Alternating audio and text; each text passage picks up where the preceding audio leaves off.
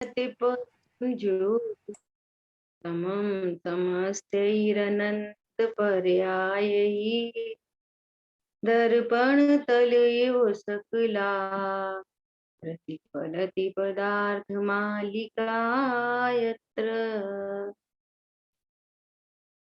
पुरुषा सिद्धि उपाय ग्रंथ और अतिचारों से अपनी चर्चा चल रही है। कल अपन ने दिग्वर्त और देश व्रत की चर्चा के अतिचार की चर्चा देखी थी। इसमें देखो वस्तु स्वरूप की जहाँ चर्चा आई पेज नंबर 296 पर अपन चर्चा कर रहे थे। तो क्या कह रहे हैं?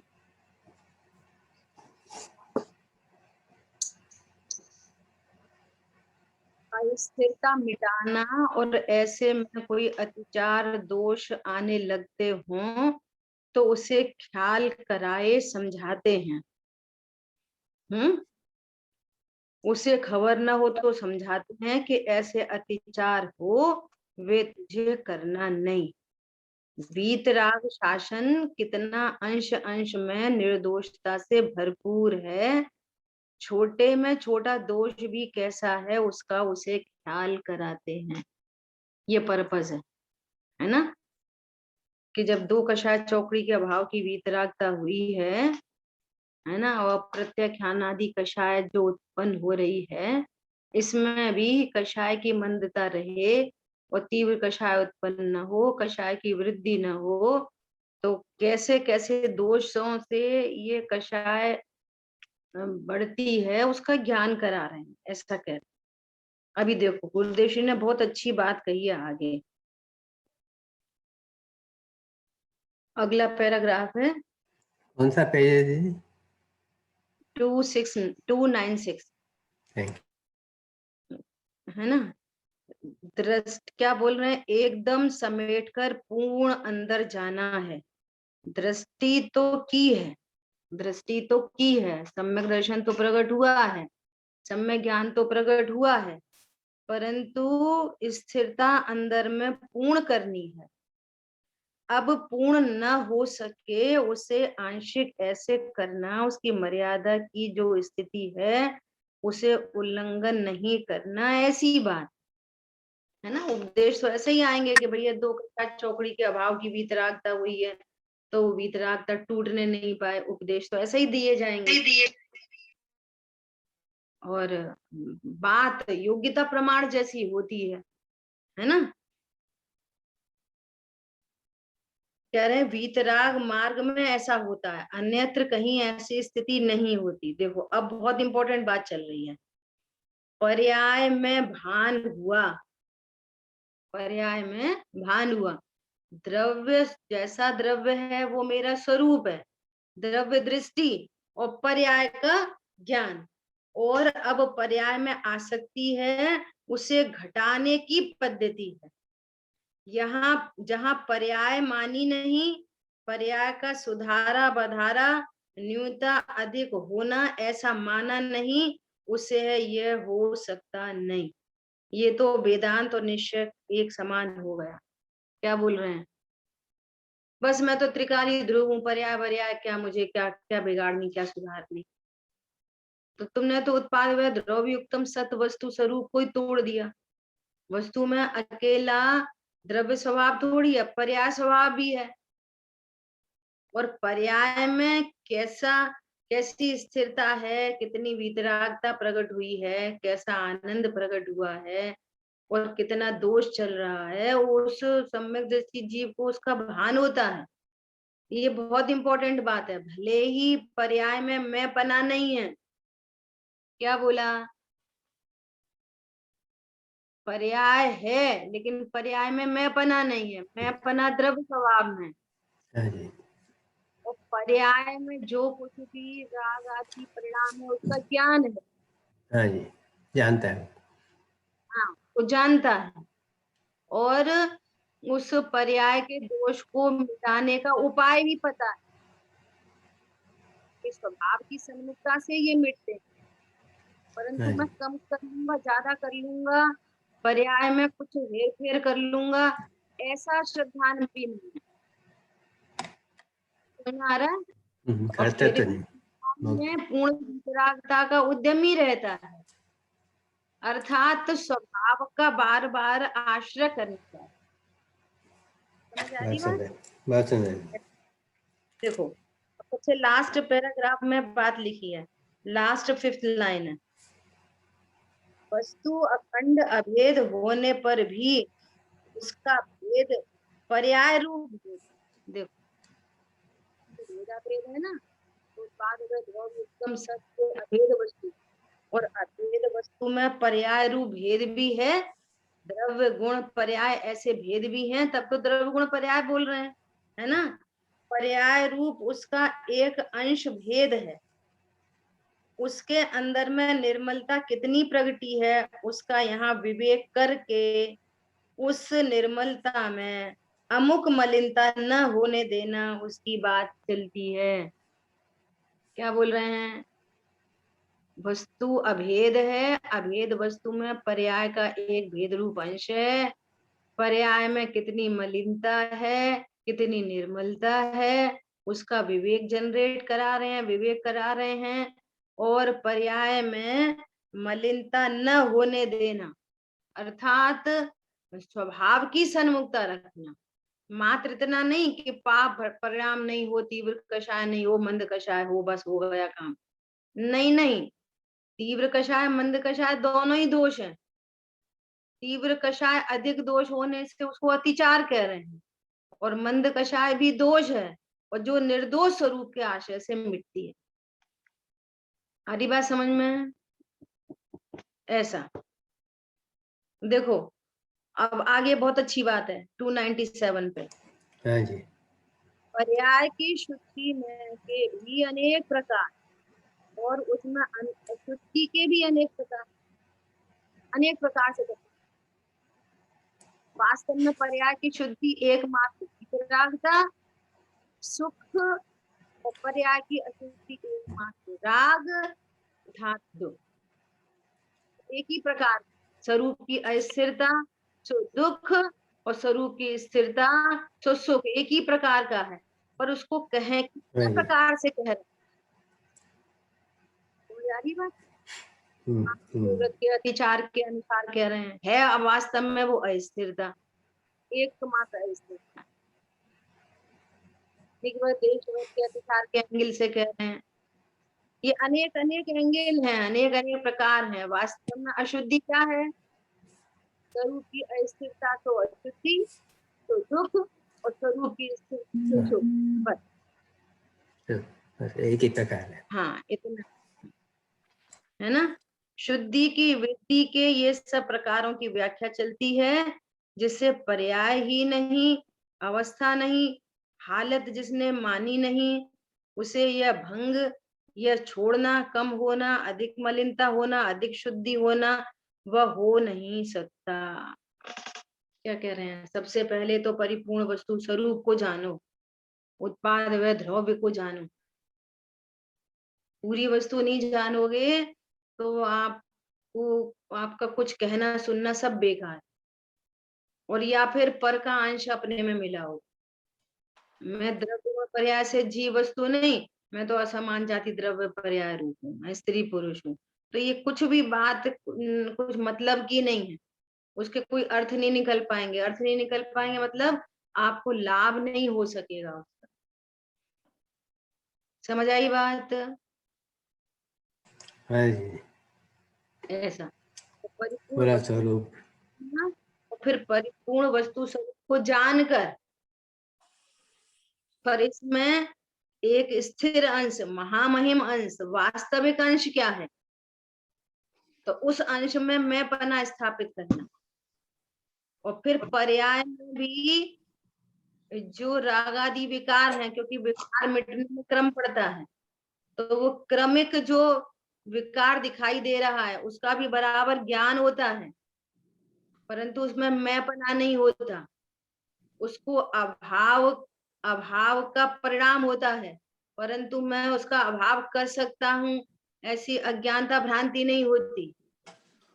एकमात्र बारंबार स्वभाव के आश्रय से सर्व दोष मिटते हैं और सर्व गुण प्रकट होते हैं। समझाई बात। इस तरह से पूरे वस्तु स्वरूप को भली भांति जानना चाहिए, ऐसा यहाँ पर कह रहे हैं। हम्म। अब अभी तो क्या बच्चा क्या करेंगे? जी आपकी आवाज टूट रही थोड़ी।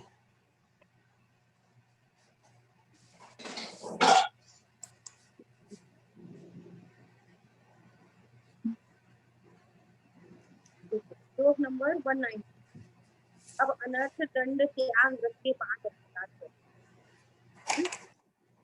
ये बहुत इम्पोर्टेंट है, आगे की जो चर्चा है ये बहुत इम्पोर्टेंट है। सारी ही चीजें इम्पोर्टेंट है, जो पढ़ते हैं तो लगता है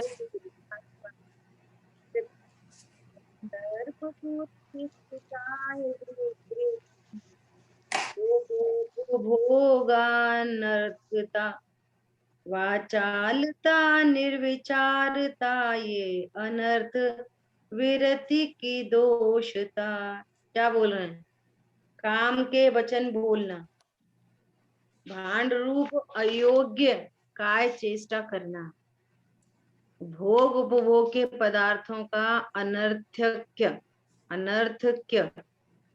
वाचालता और विचार किए बिना कार्य करना, इस प्रकार तीसरे शील अर्थात अनर्थ दंड विरति व्रत के भी 5 विचार हैं।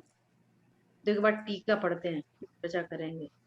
राग भाव से हास्य सहित भांड वचन बोलना। देखो राग अनर्थ दंड की बात है ना, तो अनर्थ दंड की चर्चा आई थी पूरी। अब यहाँ शिक्षा की चर्चा कर रहे हैं, वापस अनर्थ दंड का व्रत क्या है, है ना। जी जी और आपकी फिर आवाज बीच बीच में टूट रही है थोड़ी।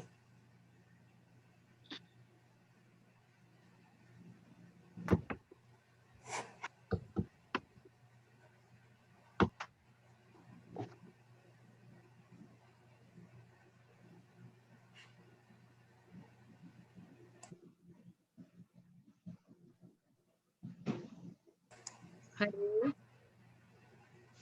ठीक है आगे। अभी भी नहीं है।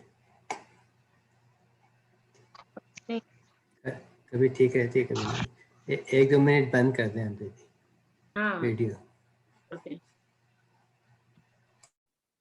देखो क्या बोल रहे हैं, राग भाव के हास्य सहित भांड वचन बोलना। अभी ये बहुत गंभीरता से विचार करने की बातें हैं, बहुत गंभीरता। क्या अर्थ है सेंसलेस बातों का? क्या अर्थ है? ऐसे वचन कहाँ होते हैं बोलो? फालतू के बिना मतलब के जो वचन हैं वो कहाँ उत्पन्न हो सकते हैं, विद्यार्थियों जिनके को। जीवन का ही कोई लक्ष्य नहीं है, पता है? हम्म, जिनके जीवन का कोई लक्ष्य नहीं है ना, हम्म, हाँ तू जी। टाइम पास फालतू, तो दूसरों के बारे में बातें करने का फालतू बात। इसलिए बात है मैं अभी बहुत जंजाल के साथ जंजाल जिनका समझ में आ रहा है, हाँ जी। कोई लाइफ का कोई गोल नहीं है। अरे यहाँ तो कह रहे हैं ये तो पारमार्थिक बात है, अनंत भवों के लिए सुखी होने की बात है, बहुत सीरियस मीटिंग है। इसकी तो बात छोड़ दो, कितनी कितनी शांति का मार्ग है। यहाँ तो कह रहे हैं कि जिनके लौकिक भी कोई गोल होते हैं, है ना, कोई बहुत पढ़ा लिखा व्यक्ति है और इसको और लौकिक ऊंचाइयों को छूना है, वो उसके पास भी ऐसे फालतू बातों के लिए टाइम कहाँ होता है? वो भी ऐसी सेंसलेस बातें क्या करता है बोलो? लौकिक में भी कोई बड़ा डॉक्टर है, उसको देखा है कभी ऐसे फालतू बातें करते हुए? ऐसी कुचेष्टा, काय की कुचेष्टा, वचन की कुचेष्टा, मन वचन काय की तीनों की कुचेष्टा, है ना। लौकिक में भी आप देख लेना, जो लौकिक में भी जो बहुत हाइट पर जो पहुंचते हैं वो भी हाँ जी। बहुत ऊंचा होते हैं, है ना। तो पार लौकिक हाँ जी। हास्य वचन हित काय की कुचेष्टा कर।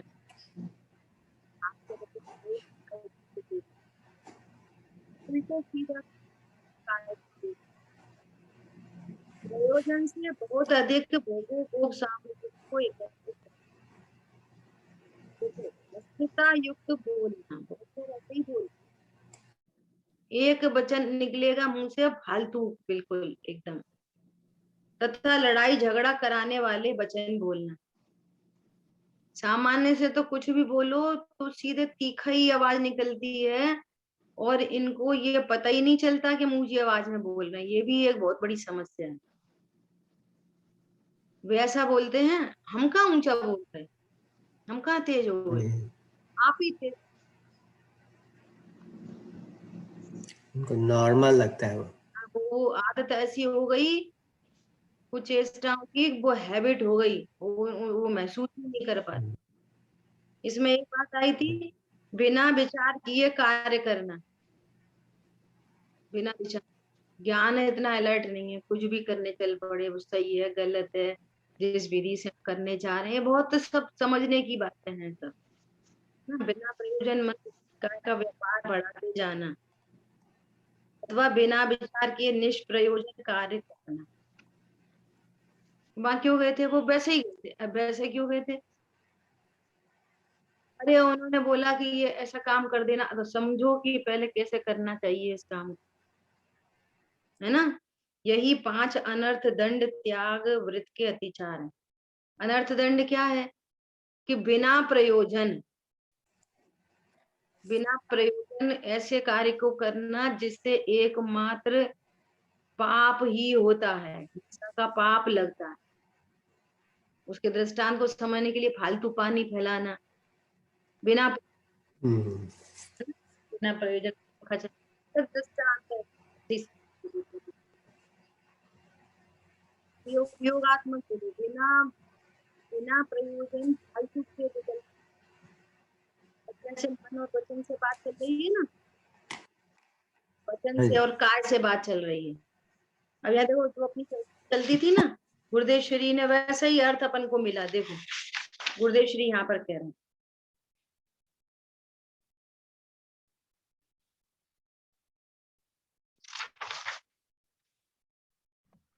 दीदी पेज बताइएगा, पेज नंबर 298। अभी तो 298 पे चर्चा चल रही है, लेकिन अपन को ये बात यहाँ पर कहनी है जो गुरुदेव श्री के इसमें मिली बात, क्या मिली, पेज नंबर 304 निकालिए, तो उसमें लिखा है वचन का दुरुपयोग। 304 पे सेकंड पैराग्राफ, ये तो सामान्य के अतिचार की बात, लेकिन वो क्या कहना चाहते हैं वो सुनना बहुत समझने जैसी बात। वचन का दुरुपयोग, सामायिक करते समय वचन आदि भी नहीं, मन का दुरुपयोग, मन में विकल्प आदि की खराब भावना उत्पन्न होना, है ना, ये सामायिक के विचार है। और फिर यहाँ पे लिखने काय का दुरुपयोग, तथा सामायिक करते समय हाथ पैर हिलाना। तो अब देखो गुरुदेव श्री क्या कह रहे हैं, दुरुपयोग मतलब क्या, वह तो ऐसा भाव नहीं करना। कोई ऐसा नहीं कह रहे कि तुम हाथ पर हिला सकते हो। पकड़ में कल परसों से यही चर्चा चल रही है, क्रियाओं के माध्यम से परिणाम बताते हैं। अब यहाँ पे क्या कह रहे हैं, हाथ पैर नहीं हिलाना, तो इसका हाँ तुम हाथ पैर हिला सकते हो। हाथ पैर नहीं हिलाना मतलब हाथ पैर हिलाने के भाव नहीं उत्पन्न होना, में तो परिणाम उत्पन्न होता है। जीव की विकारी पर्याय, हाथ पैर थोड़ी जीव हिलाता है, लेकिन फिर भी उधर से बात की जाती है परिणाम बताने के लिए, क्योंकि जीवों को परिणाम नहीं दिखेंगे, अपरिणाम ही नहीं दिखेगा, वीतरागता नहीं दिखेगी, ये देह की क्रिया दिख रही है। तो वीतरागता बताने भी देह की क्रिया से बताएंगे, कैसे कि देखो उनको ऐसे अंतरंग में ऐसी वीतरागता है कि उनको ऐसे परिणाम ही नहीं होते, उनको ऐसी शरीर की क्रिया ही नहीं होती, वो फालतू इधर उधर आते जाते नहीं है, उन्होंने देश व्रत ले लिया है। तो उसके उस वीतरागता को भी किससे बता रहे हैं, बाहर शरीर की क्रिया आदि से बता रहे हैं। और तुम्हारे को राग की उत्पत्ति हो गई तो उसको भी शरीर से ही बता रहे हैं, क्योंकि बाहर में देह ही दिखती है। दोनों चीजों को देह से ही बता रहे हैं, वीतरागता को भी, मंद कषाय रूप परिणाम को भी, और तीव्र कषाय रूप परिणाम को भी, तीनों को।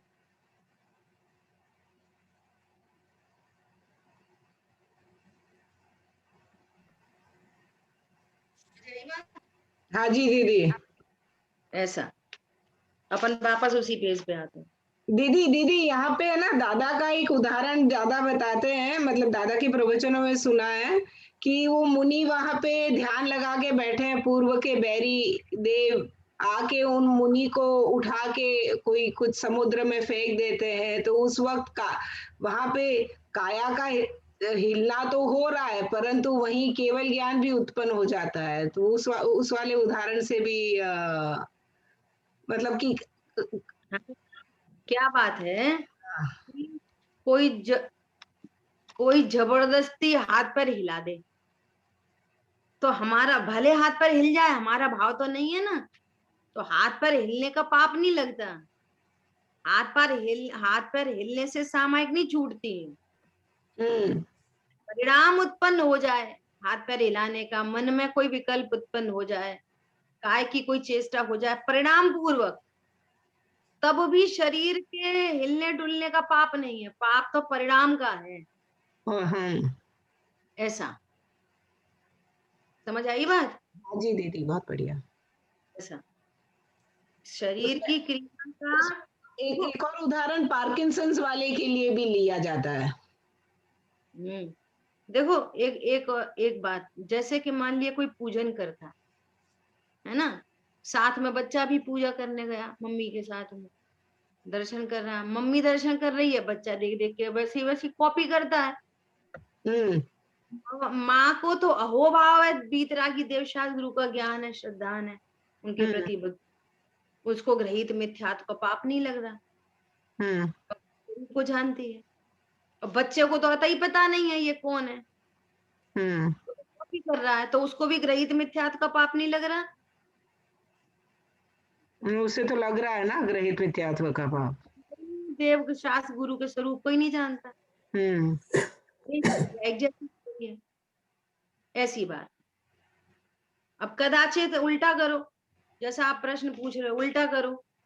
कदाचित घर में ऐसा हो जाता है कि अब मान लिया कोई गेस्ट आने वाले हैं, अब बड़े लोगों ने, पेरेंट्स ने ऐसा, सासू माँ ने ऐसा आदेश दिया कि नहीं आज स्वाध्याय छोड़ो, आज स्वाध्याय में नहीं जाना, और आज तो जरूरी है, सो फटाफट से शोके का काम।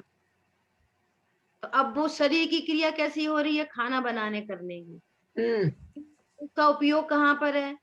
स्वाध्याय करना। चली थी गाथा में, ये बहुत अच्छी बात आई थी, आज मैं स्वाध्याय में नहीं जा सकी, चलो हम्म बाद में सुन। और उसकी परिणति में सहजता है, और जो कल सुना था उसकी रिकॉलिंग, हाथ पैर से काम चल रहा है चौके का, और उसकी ज्ञान में रिकॉलिंग चल रही है, तो शरीर की क्रिया का बंद होएगा कि नहीं? नहीं नहीं होगा। अब नहीं। हाथ पैर चल रहे हैं भोजन बनाने के, और उपयोग भी है भोजन बनाने का, परिणाम भी है भोजन ऐसा बनाऊं, ऐसा बनाऊं, ऐसा करूं, और टेस्टी बनाएंगे, कोई आएगा तो कितना अच्छा बताएगा, ये वो ऐसा ऐसा, है ना, तो उसका वो पाप परिणाम का बंद होएगा, पाप का बंद। सही बात ये है। है ना, तो हम्म बात शरीर की नहीं, बात तो शरीर की तरफ से तीनों चीजें बताई जा रही हैं। देखो, नग्न दिगंबर काया से भी प्रकट हो रहा अंतर्मन, ओहो जिनको प्रचुर वीतरागता होती है वे नग्न दिगंबर। देखो वो देख के जमीन देख के चलते हैं, हित मित प्रिय बोलते हैं, मुख चंद्र थे अमृत झरे, है ना, हम्म ईरिया भाषा समिति, तो अब ये भी शरीर से बता रहे हैं, भाषा समिति वचनों से, और जीव तो बोलता नहीं, और फिर भी हम्म बोल के बहुत हित मित प्रिय बोलते हैं, और जीव बोलता नहीं, तो भी शरीर की क्रिया से वचनों से उस शुभ परिणाम को बताते हैं। और मजबूरी। गम चढ़ जाए, देखो वो जमीन में दे तीन हाथ चार हाथ देख के जमीन नहीं चले, बातें करते करते चल रहे हैं, तो चल रहे हैं बातें करते करते, और पाप परिणाम को बता रहे हैं। देखो तीनों चीज बता रहे हैं शरीर से, हम्म वीतरागता भी शरीर से, शुभ और भाव भी बता दिया शरीर से और अशुभ भाव भी बता दिया शरीर से। हम्म सब बात आपको खुद को समझनी पड़ेगी। हम्म तो अभी ऐसा विकल्प आ रहा था कि लौकिक में वचन कैसे हैं, बच्चे से बोल रहे हैं नहीं नहीं जाओ जाओ तुम तो खेलो खेलो जाओ खेलो। हम्म वचन है तुम तो जाओ जाओ खेलो खेलो, और बच्चों को समझ में ये आ रही है कि मम्मी कह रही है पढ़ो पढ़ो। बच्चे समझ में आ रही है। लौकिक में भी तो होता है कि नहीं होता है ऐसा? दीदी होता है। ऐसा दी- अभी मैं खाना बना और नमक ज्यादा हो गया, है ना, और उसने उसने पूछा कैसा बना है, नहीं बहुत अच्छा बना है बहुत अच्छा बना है। तो अब वो तो बोल रही है, जो उसकी टोन है ना बोलने की, नहीं बहुत अच्छा बना है, तो वो समझ गई कुछ ना कुछ गड़बड़ है। हम्म तो ये सब बातें हम लौकिक में सब समझते हैं, ऐसे यहाँ पारलौकिक की बात है। तो अब यहाँ पर ये बोला जा रहा है कि हास्य रूप वचन बोलना, तो इसका अर्थ ये नहीं है कि जीव बोल सकता है। कितनी गजब की बात है। अब दी जो बोल परिणाम की बात चल रही है, वचन नहीं। वचन के माध्यम से परिणाम बता रहे हैं कि इतनी तीव्र कषाय रूप परिणाम नहीं हो कि फालतू का हास्य, हास्य कषाय है। फालतू के ऐसे कुछ चेष्टा शरीर की जिसको देखकर किसी को हास्य कषाय उत्पन्न हो जाए। तुम्हारी तुम्हारी भी हिंसा हुई और सामने वाले आपके निमित्त सामने वाले को भी हास्य उत्पन्न हुआ तो उसको भी हिंसा हुई। और जगत से उल्टी बात है, जगत में कहेंगे ऐसे लोग अच्छे होते हैं जो खुद हंसे दूसरों को हंसाएं। यहाँ पर कह रहे हैं हास्य कषाय है और तुमने दूसरे को कषाय उत्पन्न करा दी। अब ये वाली बात कब समझ में आएगी? ओहो, जिस परिणति में पर का लक्ष्य होने पर हास्य कषाय उत्पन्न हुई, वही परिणति स्वभाव का आश्रय करती तो सम्यक दर्शन वीतरागता प्रकट होती। सुंदर देवी। मुझे आ रही बात? ये कह रहे हैं बहुत अच्छा। ये कह रहे हैं दोष गुणन को बिन जाने ते दोष गुणन को कैसे तजिए गई है। हम्म क्या दोष है? इतनी सी हास्य कषाय, अरे इतनी सी नहीं, इतने में तो असंख्यात समय हो गए। और इतना समय तो ये स्वभाव के सन्मुख हो और कोई उसको फेंक रहा हो, केवल ज्ञान प्राप्त कर ले, अनंत चतुष्टय को प्राप्त करे, इतनी सी देर। पॉइंट समझ में आ रहा है? हाँ जी बात तो दीदी। कि जिसको अपने परमार्थ, अपने लास्ट गोल का पता है, तो उसको ये सब बात ख्याल में आएगी। लौकिक बुद्धि वाले को ये बात ख्याल में नहीं आएगी। ऐसा दीदी एक है ना, मुझे क्लैरिफिकेशन चाहिए था। आपने अभी उदाहरण भी क्रिएट किया था उस, और मुझे पहले भी ये था कि ये माया को इस तरह से बताते हैं कि मन में हो सो मतलब जैसा मन मन वचन और काया का अलग अलग परिणमन जब चल रहा है उसे माया कषाय कहते हैं। तो जैसा आपने उदाहरण उठाया ना, वो लड़के को माँ ने कह दिया हाँ हाँ जा जा खेल ले खेल ले, तो वहां पे माया कषाय का सद्भाव कहेंगे, राइट? वो मन में तो कुछ और सोच रही है और बोल रही है जा खेल ले। हाँ, वचन तो कुछ और है और अभिप्राय कुछ और है। तो ये माया कषाय नहीं है, ये व्यवहार का वचन। देखो, ये तो फिर सारी गड़बड़, पूरी जिनवाणी गड़बड़ हो जाए। हम्म है जीव और बोल रहे हैं संगी पंचेंद्री, तो फिर तो आचार्य भगवान और अच्छा गड़बड़ हो जाएगी। Okay okay. पॉइंट समझ अभिप्राय में अच्छा आया? है ना दीदी, अभिप्राय हाँ बहुत अच्छा है। वो तो फिर सुनो, व्यवहार ने पता किसे कहते हैं? जिससे झूठ का पाप नहीं लगता। हाँ ओके। ये तो गंभीर बात है बहुत, आपका प्रश्न तो है लेकिन ये बहुत गंभीर बात है। हाँ हाँ झूठ चोरी कुशील परिग्रह पाप है। क्रोध मान माया, माया पाप है, कषाय है ना। और व्यवहार ने का वचन वो सम्यक ज्ञान का अंश है। पर्पस क्या है? पर्पस हम्म तो हम संगी पंचेंद्रिय नहीं है, फिर भी जिनागम में संगी पंचेंद्रिय व्यवहार न से कहा गया। कषाय गर्भित वचन नहीं है ये। क्या हम्म कहा? हाँ, ये वाला वचन तो कषाय गर्भित नहीं है, मुझे संगी पंचेंद्रिय कहा वो बराबर है। इसलिए कह रहे हैं कि ये जो तुम्हें बाहर में संगी पंचेंद्रिय बना दिख रहा है, इंद्रियां दिख रही हैं, यहाँ जीव है। ज्ञान स्वरूपी भगवान आत्मा अतीन्द्रिय महापदार्थ है। जहाँ एक इंद्रिय दिख रही है, 3 इंद्रिय चीटी दिख रही है, यहाँ पर भगवान आत्मा है। वो ये पर्पज है, इसलिए व्यवहार ने से इंद्रियों के सापेक्ष जीव को बताया। बराबर तो ये है। निर्णय है। और वहां बात करे कुछ का कुछ, तो कुछ का कुछ कहे, ये व्यवहार ने कुछ का कुछ नहीं कह रहे। कुछ का कुछ कहना वो मायाचारी है, वो कषाय गर्भित वचन है, वो प्रमाद गर्भित वचन। कैसे दीदी वचन है? प्रमाद गर्भित, हाँ हाँ, कषाय गर्भित, रूप को नहीं जानता सो प्रमाद गर्भित। पर वो सो बच्चे बच्चे को माँ ने कहा जा जा खेल ले, वहां पे तो कषाय गर्भित है ना। है ना, प्रमाद गर्भित तो है ही ना, मिथ्यात्व वाली माँ है तो। नहीं, सपोज सम्यक्त्व वाली माँ हो।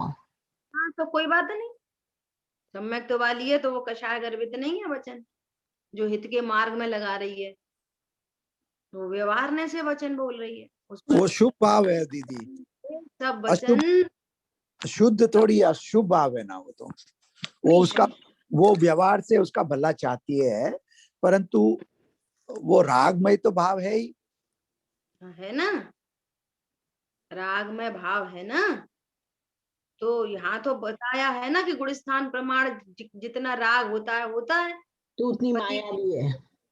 पति को कमाने करने का परिवार है तो कमाने का परिणाम है पंचम गुण स्थानवर्ती को। पत्नी को रोटी बनाने का परिणाम है, वहां हिंसा होती है। उधर कमाने में हिंसा होती है, इधर रोटी बनाने में हिंसा होती है, दोनों में हिंसा होती है, तो पाप परिणाम तो है ही है। परंतु पंचम आपने कहा ना कि ये बच्चे को जब व्यवहार की भाषा में ऐसा बोला तो उसमें माया नहीं है, पर मुझे तो माया भी दिखती है, दोनों दिख रहे हैं, भले हल्की रूप में है, वैसी माया है। सुनना ध्यान, जो दृष्टांत दिया था ना, वो तो किसी और एंगल से दिया था। बराबर है, हाँ दीदी, पर वो मेरा खुद का प्रश्न चल रहा था अंदर। दूसरा प्रश्न उठा दिया, अब व्याख्या चलने लगी। समझ में आया? बात मैटर अब बदल गया। दिया था लौकिक का, वो ये दृष्टांत दिया था कि हम लोक में जब दूसरी बात कहते हैं, उसका अर्थ दूसरा निकाल लेते हैं, तो यहाँ अर्थ में भी जिनवाणी माँ की भाषा समझनी चाहिए। ये कहना था कि बात चलेगी और आप परिणाम को समझना। और फिर तीनों बातें कही थी कि काया के एंगल से बात करके तीनों प्रकार के परिणाम बताए जाते हैं, वीतरागता भी, शुभ परिणाम भी, अशुभ परिणाम भी। तो आप काया नहीं समझना, जैसे लोक में नहीं समझते कि माँ बोलती है खेल के आ, तो हम अभिप्राय समझ जाते हैं कि ये पढ़ने को बोल रही है। ऐसी लोक यहाँ पे परमार्थ में भेद विज्ञान सहित जब आचार्य देव ये बता रहे हैं कि जड़ चेतन की सपरिणति अपने अपने में होती है, जीव कभी शरीर नहीं हो सकता, शरीर की क्रिया नहीं कर सकता, इस बात को गर्वित करके और फिर शरीर की तरफ से बात कर रहे हैं, तो आप वहां परिणाम को समझना, जैसा हम लौकिक में समझते हैं। अपन ने तो दृष्टांत इस बात का दिया था। हाँ जी दीदी, बराबर, थैंक है यू। ना। दीदी ऐसा भी हो सकता है ना, जब ये वचन में वो अपना नफा क्या है, मेरे को क्या हितकारी है, तभी वो ऐसा करके वो वचन कहते, तो तभी वो मायाचारी होगी। बराबर। अभी देखो, अब बात जब लौकिक बात आई ना कि अब पंचम गुण स्थान, और पंचम गुण स्थान में आप पत्नी बच्चों की केयर मत करो, मत करो, है ना, तो भी जितनी कषाय है उतना बंद है। और पत्नी बच्चों की केयर होते हुए भी वहां अशुभ परिणाम हो रहा है, तो भी उतना ही बंद है। ये बहुत गजब की बात है। क्योंकि जितनी कषाय का सद्भाव है उतना बंद है, और जितना कषाय का अभाव हुआ है उतना निर्बंध।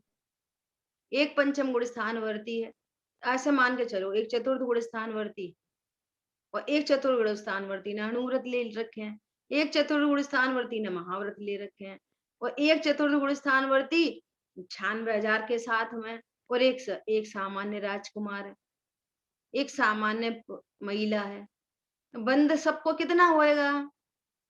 महाव्रती को कम होएगा कि नहीं? सबको अनंतानुबंधी का अभाव है तो उतना निर्बंध है, और सबको अप्रत्याख्यान का सद्भाव है तो उतना बंद सबको। तो फिर फर्क किस बात में पड़ जाएगा? कि फर्क लेश्या में पड़ जाएगा बस।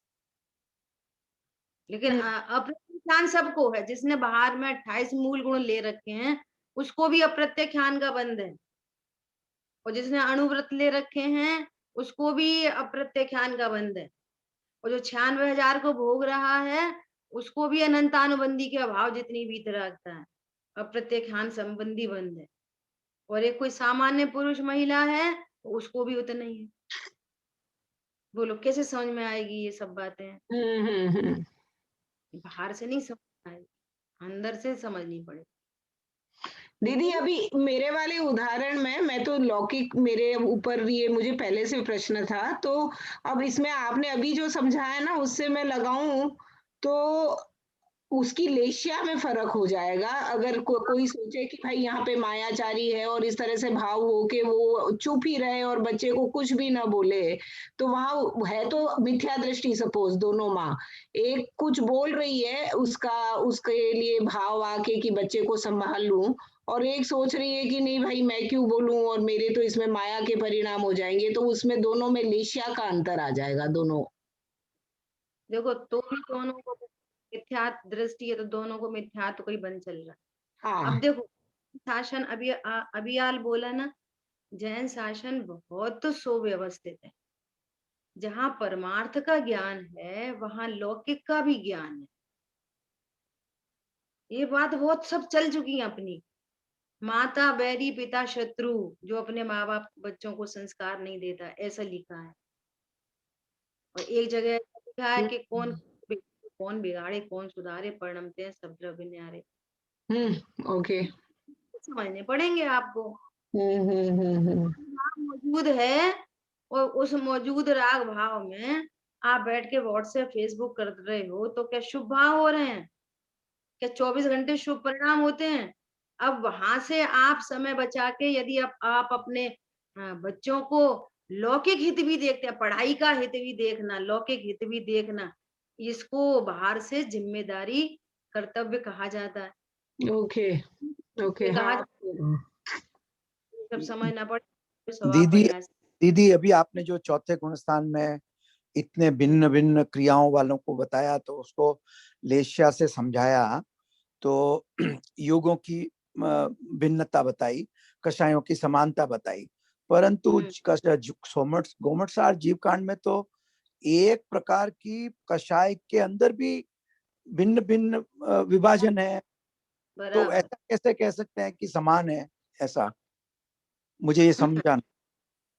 देखो जैसे अभी आप प्रश्न पूछ रहे हो, संगीता बहन प्रश्न पूछ रही है, तो बाहर से जिज्ञासा कैसी दिखेगी? एक जैसी। लेकिन अब आपका अभिप्राय कुछ और हो सकता है, उनका कुछ और हो सकता है। किसी को उसी प्रश्न में बहुत जिज्ञासा हो सकती है, किसी को उसी प्रश्न में कम जिज्ञासा हो सकती है। कोई ऐसे ही पूछ रहा है, कोई समझने के लिए पूछ रहा है। अलग अलग तरह के जीव है ना, तो अलग अलग परिणाम है, तो वो अलग अलग उस संबंधी बंध है।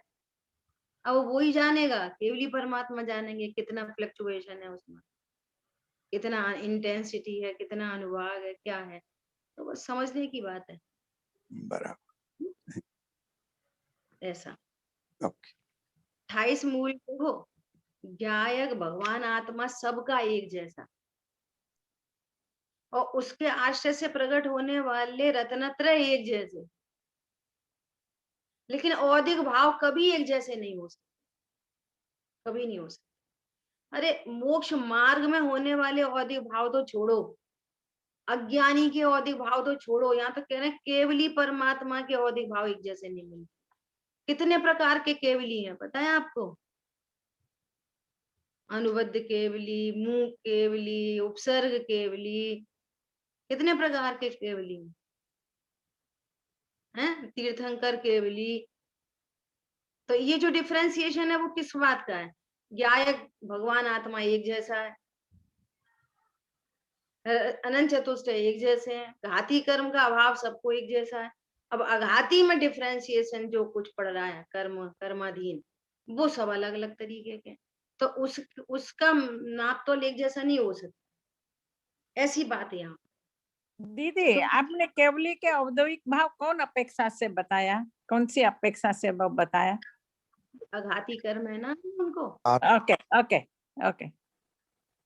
तो जिसको जैसे जैसे आघाती कर्म है, किसी को तीर्थंकर प्रकृति बंधी है, किसी को नहीं बंधी है, किसी का पूर्व का तीव्र कर्म का उदय है वैसा, तो किसी पे के ऊपर उपसर्ग होते हुए कार्यक्रम हुआ है, किसी को सामान्य हुआ है, ऐसा किसी गंधकुटी है, किसी का इतना बड़ा समवशरण है, तो इससे डिफरेंस मिलेगा सब चीजों में, है हाँ ना? जी।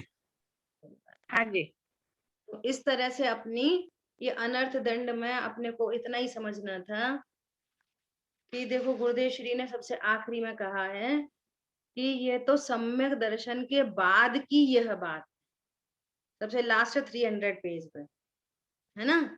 तो कह रहे हैं कम करे तो क्या बाधा है, देखो अपने से रिलेटेड बात है, पहले ही गुण स्थान में जिसने तत्व निर्णय नहीं किया और वो ऐसे अपने परिणाम कम कर ले तो क्या बाधा है, तो अनंतानुबंधी की लेशा बदल जाएगी बस, लेकिन उससे कुछ फर्क ही नहीं पड़ने वाला तत्व ज्ञान में। देखो क्या कह रहे हैं, परंतु वहां होवे नहीं, और क्या बाधा, वस्तु क्या है उसकी खबर पड़ी नहीं, उसमें स्थिरता करें तो ऐसे समझे बिना स्थिरता कैसे करें, परंतु स्थिरता ही आवे कहाँ से, जहां वस्तु क्या है उसमें स्थिरता तो करनी है, वस्तु ही नहीं पता तो स्थिरता कहाँ करेगा। पर समझ में आया? ऐसा मिथ्या दृष्टि तो व्रत आदि सब वे तो बाल व्रत और बाल तप है, तो उसे अतिचार कैसे, सुनना बहुत खतरनाक बात लिखी है आगे, जिसके बाल व्रत बाल तप है उसको अतिचार कैसा, व्रत ही नहीं है तो अतिचार कैसा, एक बात। दूसरी बात, मिथ्या दृष्टि है उसको तो सब अनाचार ही पड़ा है,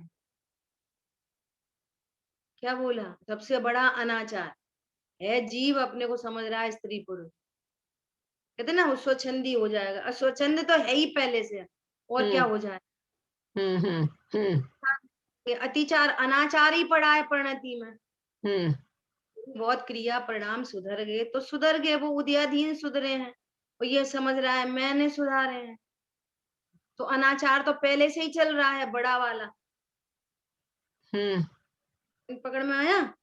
सब अनाचार ही पड़ा है, और उसे अतिचार कैसे, मिथ्यात्व का ही अनाचार पड़ा है, अव्रत का पूरा अनाचार पड़ा है, परंतु इसे सब जानना तो चाहिए ना, सम्यक दर्शन सहित स्थिरता ऐसी हो, उसमें अस्थिरता ऐसी नहीं हो, चार अनियोग का ज्ञान तो करना चाहिए, ज्ञान करना चाहिए, ज्ञान करने में कोई प्रॉब्लम नहीं है, तो जब ज्ञान करेंगे तो पता चलेगा ना कि मैं द्रव्य को से कैसी वस्तु हूँ, मैं कैसा त्रिकाल हूँ, मेरी परिणति आपकी सन्मुख होने से कैसे रत्नत्रय प्रकट होते हैं, कैसा आनंद का मार्ग क्या है, ये वाली बात तो पता होनी चाहिए। अब अविरति को जब चतुर्थ गुण स्थान वर्ती को अविरति कह रहे हैं, तो पहले गुण स्थान में कैसे व्रत, अब किसी को हो उदय मंद कषाय का, तो बना रहे मंद कषाय का उदय, तो मंद कषाय के बीच में तत्व निर्णय करे, किसी को कषाय की थोड़ी अधिकता है तो अधिक कषाय तत्व निर्णय करे, वो मोह मेरा कुछ नहीं उपयोग केवल एक में, कौन समझ में आया? मोह मेरा कुछ नहीं, मोह क्या है, मोह मिथ्यात्व की पर्याय, चारित्र मोह वो चारित्र गुण की विकारी पर्याय, वे पर्याय रूप भाव है, वे आश्रय बंध तत्व है, मैं जीव तत्व, वे क्षणिक है, मैं त्रिकाली हूँ, वे दुख है, मैं सुख रूप हूँ, समझ में आ रही है? हाँ जी जी। अमृत जहर से क्या संबंध है, अमृत का जहर से, अमृत बोलता है वो जहर मेरा कुछ नहीं लगता है, अमृत केवल एक में, हाँ प्रकाश कहता है वो अंधकार मेरा कुछ नहीं लगता, प्रकाश पुंज केवल एक में, इसलिए ये ज्ञान कह रहा है। फिर क्या कह रहे हैं कि ये बहुत इंपॉर्टेंट बात थी कि पर को जानकर, मोह को पर जानकर, मोह से निर्ममत्व हो गया। और ये बहुत गंभीर भाव है। मोह मैं नहीं हूं, ये निर्ममता। मोह से राग नहीं है, ये निर्ममता। और मोह से द्वेष नहीं है, ये निर्ममता। समझ में आ रही है? पाप मेरा नहीं है, सो पाप से मोह नहीं। और पाप बुरा नहीं है, सो पाप से द्वेष नहीं। और पाप अच्छा नहीं है, सो पाप से राग नहीं। बहुत बढ़िया। पुण्य मेरा नहीं, मैं करता नहीं, सो पुण्य से मोह नहीं। वो नहीं, पुण्य बुरा नहीं और पुण्य अच्छा नहीं। मैं तो ज्ञान स्वरूपी भगवान, उपयोग केवल एक में, अर्थात ज्ञायक भगवान आत्मा एक में। से बात करें तो उपयोग बान जान। और निर्ममता में ये तीनों चीजें घटेंगी। मोह भी घटेगा, अपनापन नहीं, राग नहीं, द्वेष नहीं। रोज की ये बात चल रही है, ये पेन मेरा नहीं तो ब्लू कलर अच्छा नहीं, और ब्लू कलर बहुत अच्छा है। ना ब्लू कलर से राग ना द्वेष। जब ये पर वस्तु मेरी ही नहीं, तो फिर राग द्वेष कहाँ से? बात खत्म हो गई। समझ आई बात? ऐसे अनंत राग द्वेष मिटते हैं, पर को पर जानकर अनंत राग द्वेष मिटते है ना। समय हुआ है शेष चर्चा। जिन वाणी के ज्ञान से सूझे लोकालोक, सो वाणी मस्तक नमो सदा दे तुम दो। बोलिए द्वाशांगमयी जिनवाणी माता की जय। जय हो। जय जिनेन्द्र दीदी।